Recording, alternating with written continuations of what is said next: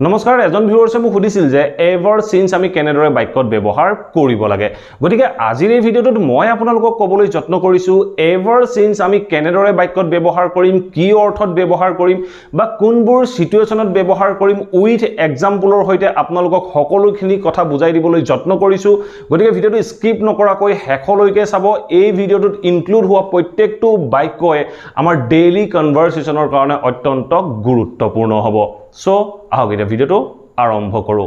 আপোনালোকে হয়তো নিশ্চয় জানে সিন্স আমি কেনেদৰে বিভিন্ন বাক্যত ব্যৱহাৰ কৰিব লাগে সিন্স আমি কেতিয়া ব্যৱহাৰ কৰো যেতিয়া অতীতৰ পৰা কোনো এটা কাম বৰ্তমানত চলি আছে বা হৈ আছে বুলি বুজাবলৈ যাওঁ তেনেকুৱা ক্ষেত্ৰত আমি সিন্স প্ৰিপজিশনটো ব্যৱহাৰ কৰো যদি আমি কোনো বাক্যত এভাৰ সিন্স ব্যৱহাৰ কৰিব লগা হয় তেনেকুৱা ক্ষেত্ৰতো আমি অতীতৰ পৰা কামটো বৰ্তমানত চলি থকাটো বুজাম আৰু যেতিয়া আমি বাক্যটোত এভাৰ সিন্স ব্যৱহাৰ কৰিম এই এভাৰ সিন্সৰ পাছত আমি যেটো অতীতৰ মুহূৰ্ত হ'ব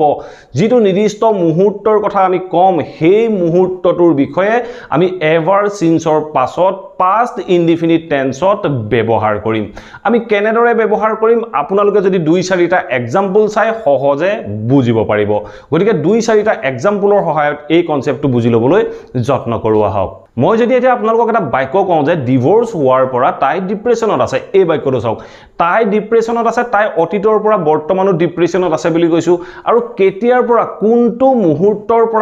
পৰা তাই ডিপ্ৰেছনত আছে কোনটো মুহূৰ্তৰ পৰা তাই ডিভোৰ্স হোৱাৰ পৰা ডিপ্ৰেছনত আছে তেনেকুৱা ধৰণৰ বাক্যৰ ক্ষেত্ৰত আমি এভাৰ সিন্স ব্যৱহাৰ কৰিব লাগে আমি কেনেদৰে ব্যৱহাৰ কৰিম এই বাক্যটো যদি আমি ইংৰাজীলৈ ট্ৰান্সলেট কৰো তেতিয়া আমি বাক্যটো ক'ব লাগিব she has been depressed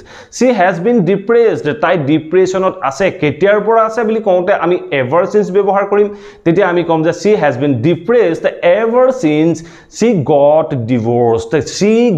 divorced আমি past indefinite tenseত ব্যৱহাৰ কৰিলো আমি বাক্যটো ক'লো যে she has been depressed ever since she got divorced এনে ধৰণে আমি বাক্যটোত ever since ব্যৱহাৰ কৰিব লাগে ঠিক আছে মই যদি অন্য এটা বাক্য কওঁ যে আমি পাৰ্টিটোত লগ পোৱাৰ পৰা আমি একেলগে আছো এই বাক্যটো চাওক আমি একেলগে আছো কেতিয়াৰ পৰা একেলগে আছো আমি পাৰ্টিটোত লগ পোৱা সেই নিৰ্দিষ্ট মোমেন্টৰ যেতিয়া আমি কম তেতিয়া আমি ever since ব্যৱহাৰ কৰিম আৰু বাক্যটোৱে কি ক'লে আমি একেলগে আছো অতীতৰ পৰা মানে বৰ্তমানো একেলগে আছো বুলি কওঁতে আমি বাক্যটো ক'ব লাগিব we have been together মানে হল আমি একেলগে আছো কেতিয়াৰ পৰা ever since we met at a party আমি পাৰ্টিটোত লগ পোৱাৰ পৰা আমি একেলগে আছো বুলি কওঁতে আমি বাক্যটো ক'লো we have been together ever since we met at a party এনে ধৰণে আমি বাক্যবোৰত ever since ব্যৱহাৰ কৰিম কেতিয়াবা আমি এনে ধৰণৰ বাক্য কিছুমানো ক'ব লগা হয় যে তাইৰ দেউতাক ঢুকুৱাৰ পৰা তাই মোৰ লগত আছে এই বাক্যটো চাওক তাই মোৰ লগত আছে কেতিয়াৰ পৰা আছে তাইৰ দেউতাক ঢুকুৱাৰ পৰা এই দেউতাক ঢুকুৱাৰ নিৰ্দিষ্ট সময়টোৰ পৰা বা নিৰ্দিষ্ট মোমেন্টৰ পৰা তাই মোৰ লগত আছে বুলি ক'বলৈ যাওঁতে আমি বাক্যটো ক'ব পাৰো she has been with me ever since her father died এই বাক্যটো চাওক কি ক'লে she has been with me ever since her father died তাই দেউতাক ঢুকুৱাৰ পৰা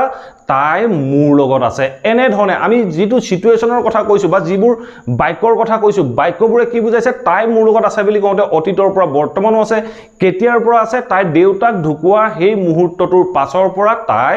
মোৰ লগত আছে এনে ধৰণে আমি বাক্যখিনি ক'বলৈ যত্ন কৰিব লাগে ঠিক তেনে ধৰণে মই যদি অন্য এটা বাক্য কওঁ যে এক্সিডেন্ট হোৱাৰ পৰা হি হুইল চেয়াৰত আছে এই বাক্যটো চাওক হি কেতিয়াৰ পৰা হুইল চেয়াৰত আছে এক্সিডেন্ট হোৱাৰ সেই মুহূৰ্তটোৰ পৰা হি হুইল চেয়াৰত আছে তেতিয়া আমি বাক্যটো কেনে ধৰণে কম আমি ক'ব পাৰো যে হি has been in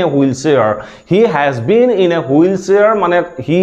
এখন হুইল চেয়াৰত আছে কেতিয়াৰ পৰা ever since he met an accident মানে এক্সিডেন্টটো হোৱাৰ পৰা সো আমাৰ কমপ্লিট সেন্টেন্সটো হ'ল হি has been in a wheelchair ever since he met an accident to হোৱাৰ পৰা হি এখন হুইল চেয়াৰত আছে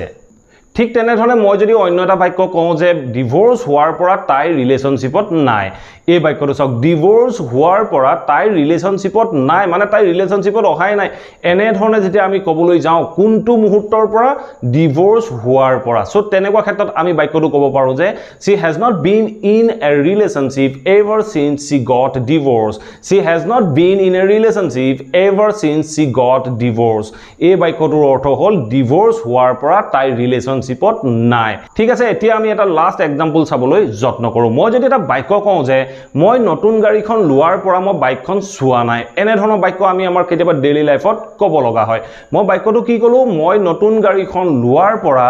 মই বাইকখন চোৱা নাই মানে মই চলোৱা নাই কেতিয়াৰ পৰা মই বাইকখন চোৱা নাই মই নতুন গাড়ীখন লোৱাৰ পৰা সো প্ৰথমতে আমি ক'ব লাগিব মই মোৰ বাইকখন চোৱা নাই বা মই বাইকখন চোৱা নাই তেতিয়া মই কেনে ধৰণে ক'ম মই ক'ব লাগিব I have not touched my bike I haven't touched my bike মই মোৰ বাইকখন চোৱা নাই কেতিয়াৰ পৰা চোৱা নাই মই তেতিয়া ক'ব লাগিব ever since I bought a new car ever since I bought a new car মানে হল মই নতুন গাড়ীখন লোৱাৰ পৰা সো আমাৰ কমপ্লিট সেন্টেন্সটো হল I haven't touched my bike ever since I bought a new car মই নতুন গাড়ীখন লোৱাৰ পৰা মই মোৰ বাইকখন চোৱা নাই এনে ধৰণে আমি বাক্যবোৰত ever since ব্যৱহাৰ কৰিব লাগে আশা কৰো এই ভিডিওটোৰ পৰা আপোনালোকে নিশ্চয় বুজিব পাৰিলে ever since আমি কেনেদৰে কি অৰ্থত কোনবোৰ সিচুৱেচনত ব্যৱহাৰ কৰিব লাগে যদি ভিডিওটো ভাল পালে প্লিজ ভিডিওটো লাইক কৰক আৰু সকলোৰে মাজত শেয়াৰ কৰি যাবলৈ সমুলি নাপাহৰিব আৰু যদি চেনেলটো সাবস্ক্ৰাইব কৰা নাই প্লিজ সাবস্ক্ৰাইব কৰি লৈ অল নটিফিকেশন অন কৰি ল'ব মই এনে ধৰণৰ ভিডিও আপোনালোকৰ বাবে ৰেগুলাৰ এই চেনেলটোৰ জৰিয়তে আপলোড কৰি থাকো আপোনালোকে নটিফিকেশন পাব আৰু ভিডিওবোৰ চাব পাৰিব thank you for watching this video have a nice day